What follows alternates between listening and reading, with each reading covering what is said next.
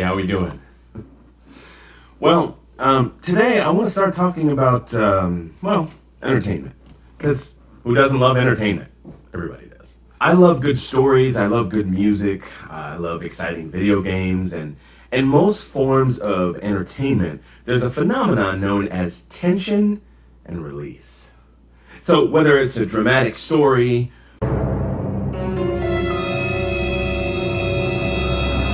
or a pulse-pounding roller coaster, or an exhilarating piece of live music, the enjoyment comes when we experience a mounting sense of tension, and it seems like it will never end, and then finally, eventually, that tension is released. Feels so good, doesn't it? When you get that moment of release, it feels great. That's what makes the whole musical journey worthwhile. And it's also true in sports. You guys know I'm a huge Portland Trailblazers fan, and part of why I love watching basketball is because it's so unpredictable. I mean, while you're watching the game and waiting for the outcome, you experience these big highs and lows, and you can only hope to experience some sort of redemption once the game is over, but there's no guarantee that that'll ever happen, right? So I want to take you back to a moment I experienced about a month ago when the Trailblazers were playing the Brooklyn Nets. With about a minute to go, the Blazers were ahead by 4 points, but they gave up a 3-point play to Nets star forward Caris LeVert. No biggie, right? Well, 30 seconds left, Blazers are still up by 1. CJ McCollum has the ball. He drives the lane, he finds Carmelo Anthony in the corner for 3, but no, it rims out. Nets get the rebound. And then here's what happens next. I would 1-4 and let LeVert go one-on-one, Kevin. Here is LeVert. Final seconds. LeVert will go against McCollum. Down by 1. Now you have to understand, if Caris LeVert makes this shot, the Nets beat the Trailblazers. If the Nets beat the Blazers don't go to the playoffs, which means all the work they did to win games in the Orlando bubble restart, it was all for nothing. And as a huge Trailblazers fan, I'm aware of this. So as soon as the Nets get the rebound, I am nervous. I'm sweating, I'm biting my fingernails, I'm in a full-on panic because I can see the loss coming, and it feels like slow motion the whole time. I'm just going, no.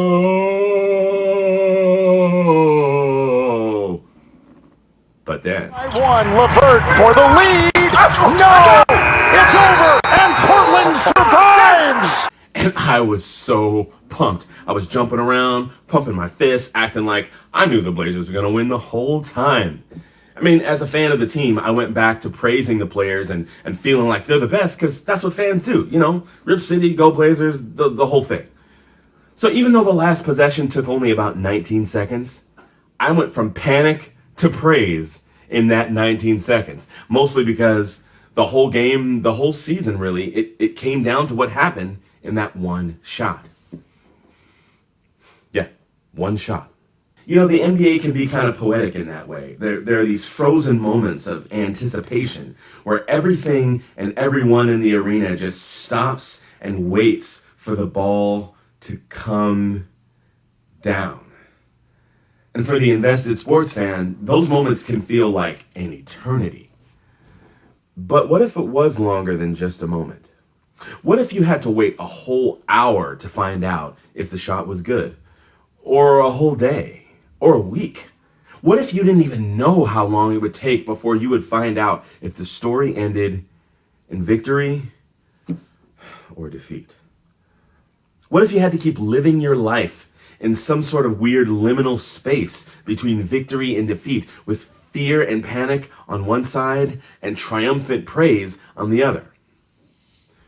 Well, brothers and sisters, I submit to you that this is exactly the space where the children of Israel found themselves. In Exodus 14, Moses has already told the Pharaoh to let God's people go.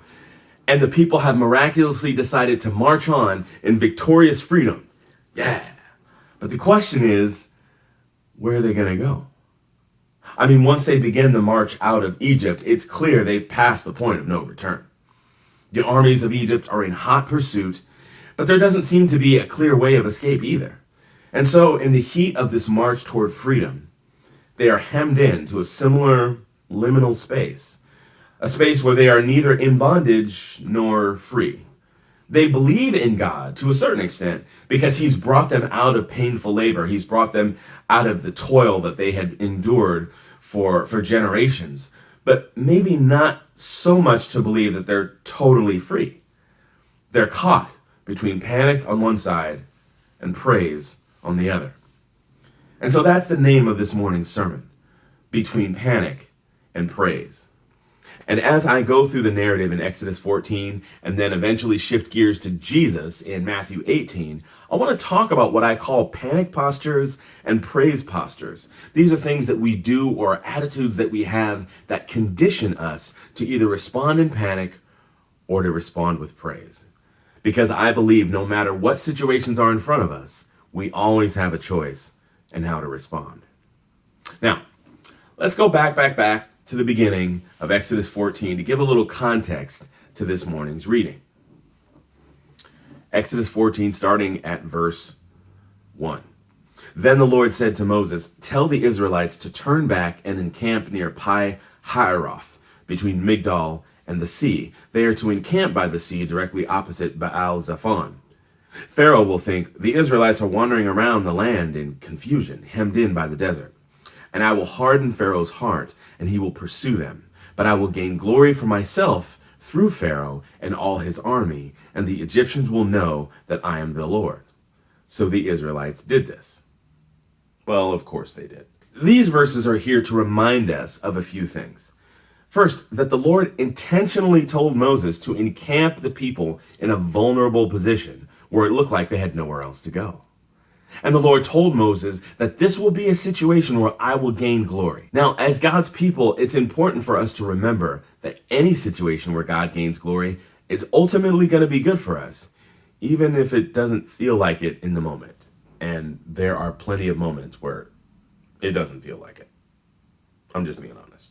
Anyway, so in Exodus 12, it tells us when the Israelites first left Egypt after the final plague, where the angel of death decimated the Egyptians, that there were about 600,000 able-bodied men.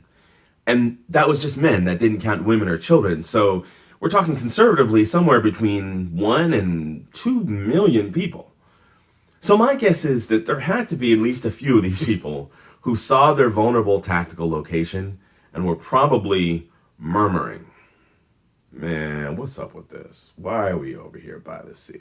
Maybe they didn't say anything outright. Maybe they weren't, leading a charge or trying to start a coup, but they were just murmuring, like maybe there were rumors going around. I mean, they didn't have smartphones, so maybe they were like passing around hieroglyphic text messages and papyrus to each other, like, "Oh my gosh, Moses has totally lost it. # let my people go." And that's one of the things that I mean when I talk about a panic posture. It's not just complaining, but it's the murmuring and the rumors. Because hear me out for a second. The Israelites had legitimate reason for concern. It's not wrong to be concerned when you see something concerning happening going on. If you're in a church where no one is allowed to voice their concerns, that's not a congregation. That's a cult. So having concerns is not the problem. But sometimes when we don't have the whole story, it's easy for us to invent reasons in our mind for what's going on instead of trying to find out the whole truth.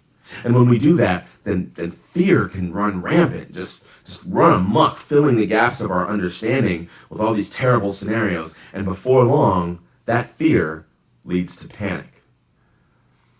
Instead, you can have a posture of praise in this situation. And I want you guys to hear me. A praise posture is not to just naively suggest that, everything's fine. There's nothing wrong here. No, but remember back when Moses saw that there was a bush that was on fire, but it wasn't burning? Yeah, that was an opportunity for Moses to look closer at what was going on. Well, this is a similar kind of thing, a similar idea. Someone with a praise posture has enough confidence in God to believe that if something seems wrong or amiss, then instead of this being the beginning of the end, maybe this represents an opportunity for God to do something amazing that only God can do.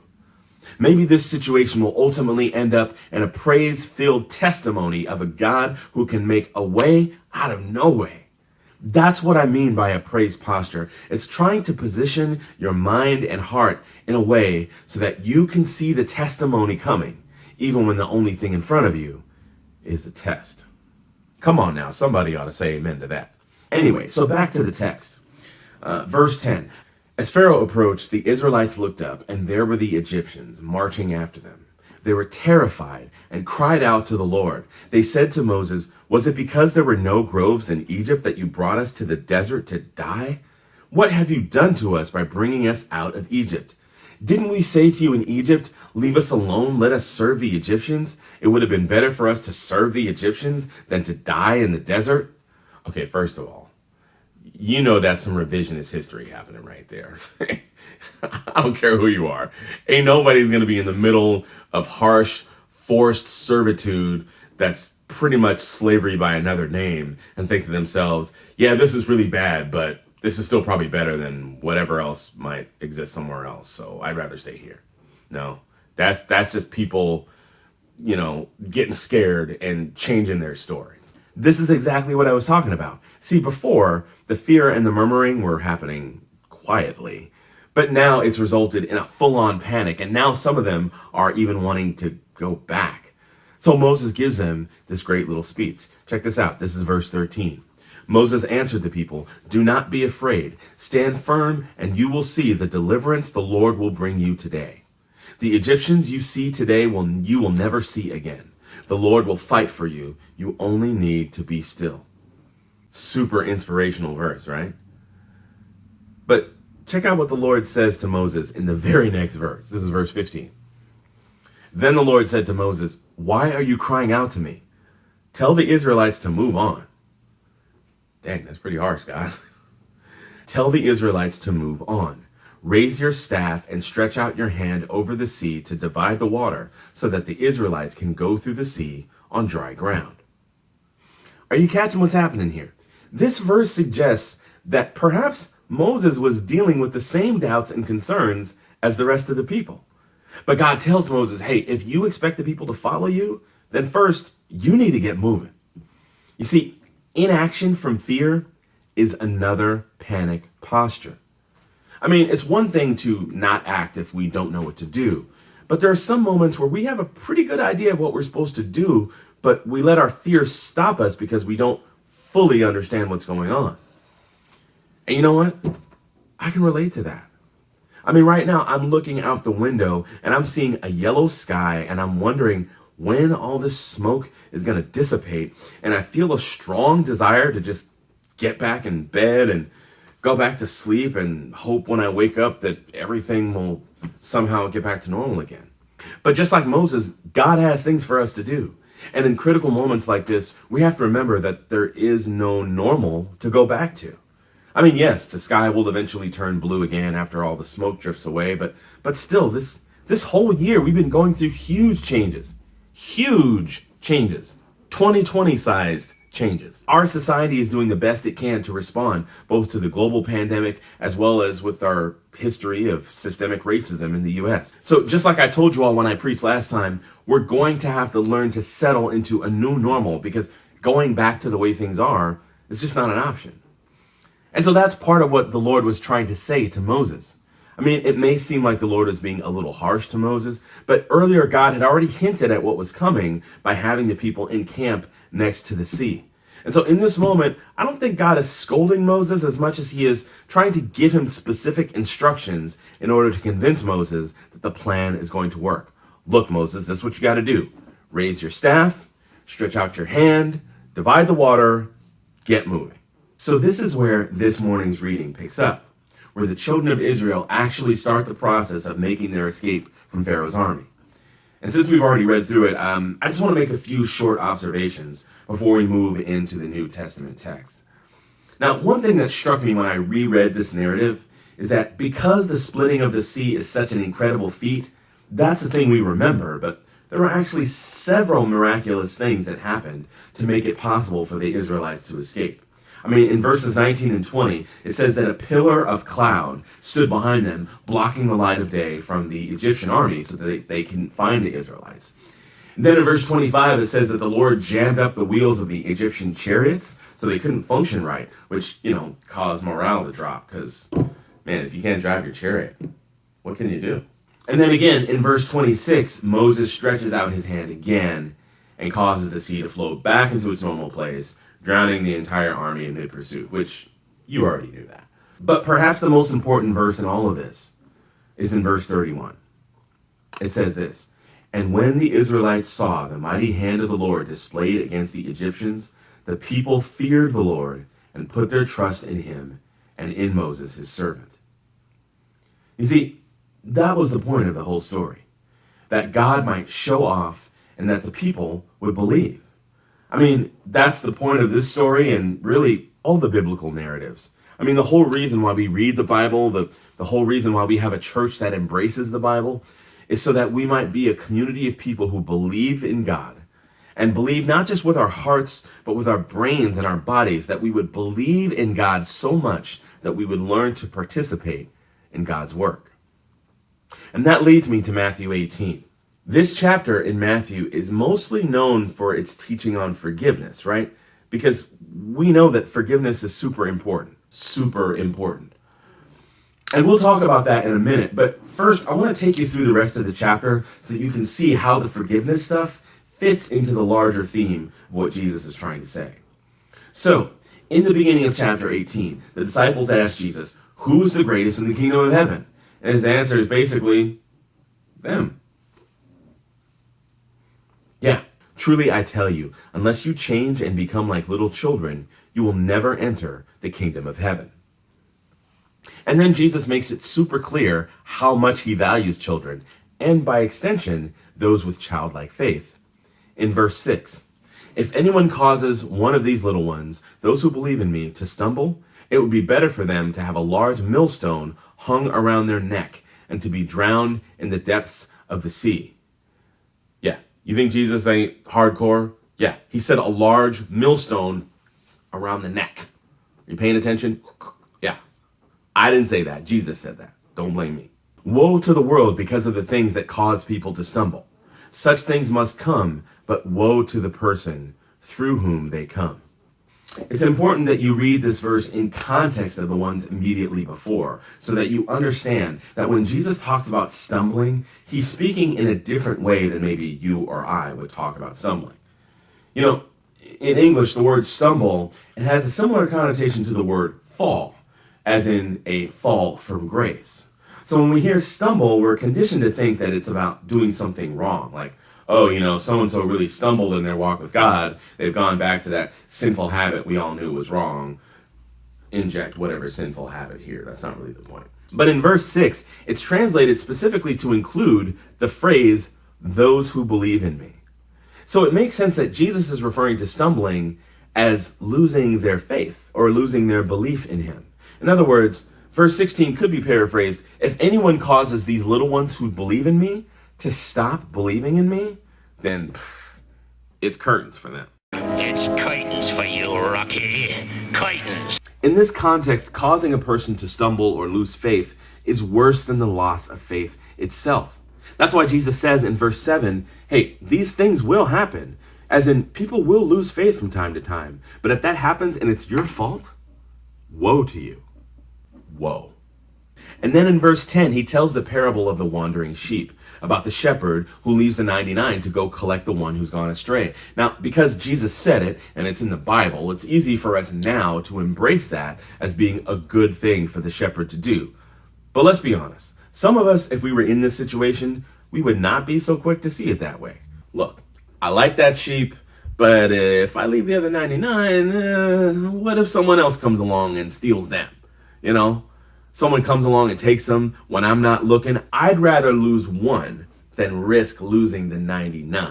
I mean, leaving the 99 to chase one, that's just fiscally irresponsible. And yeah, if you view it strictly as a business policy, yeah, it is fiscally irresponsible.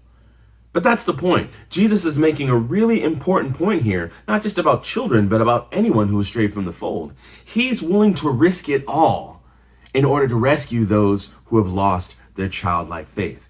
That's how important it is to believe, and that's how much he values each one of us. especially those who do believe. So when we get to the next section in verse 15, where Jesus is giving instruction on how to deal with someone who is just offended or sinned against you, it's not just for the sake of having cohesive organizational practices. It's to make sure no one loses their faith over the offense, whatever it is. Jesus is saying it's worth going through the extra effort to resolve these offenses, because if you don't, people will lose faith in me because of what you've done. Now, remember when I talked about panic postures and praise postures back in Exodus? Well, look at what Peter says in response to this. This is where our story picks up in verse 21. Then Peter came to Jesus and asked, "Lord, how many times shall I forgive my brother or sister who sins against me? Up to 7 times?" Folks, this question is coming from a posture of panic.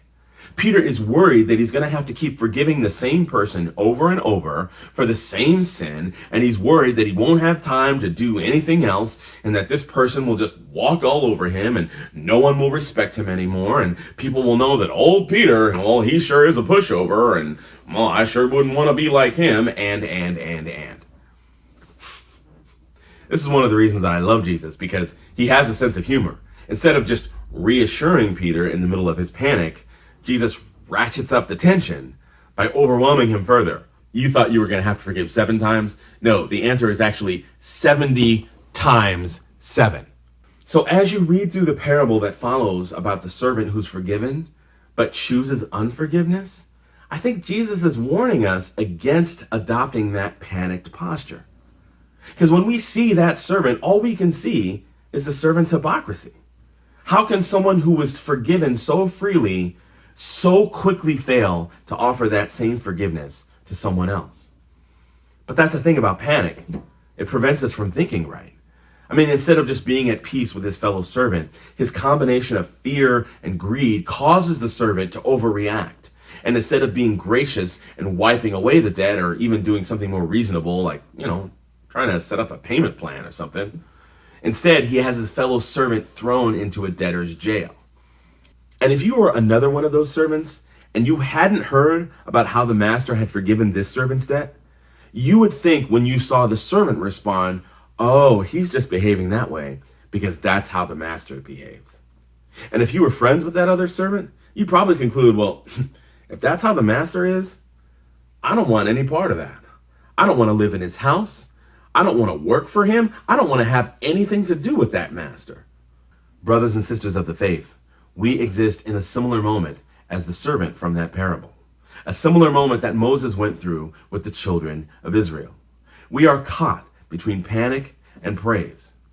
Each of us has either already faced or will soon face an opportunity of some kind to participate with God in the work that God is doing. And we can either respond in fear and panic, or we can respond in an expectation of praise. And panic is so easy right now, you guys. I totally get it. I mean, it's everywhere. It's in the news media. It's in our social media feeds. But when we succumb to panic, then we lose perspective. We deny the grace and forgiveness to others that we ourselves have already received and benefited from. And the hypocrisy of that choice, the hypocrisy of that posture to say it's good for me, but it's not for you, that's what causes people to lose faith.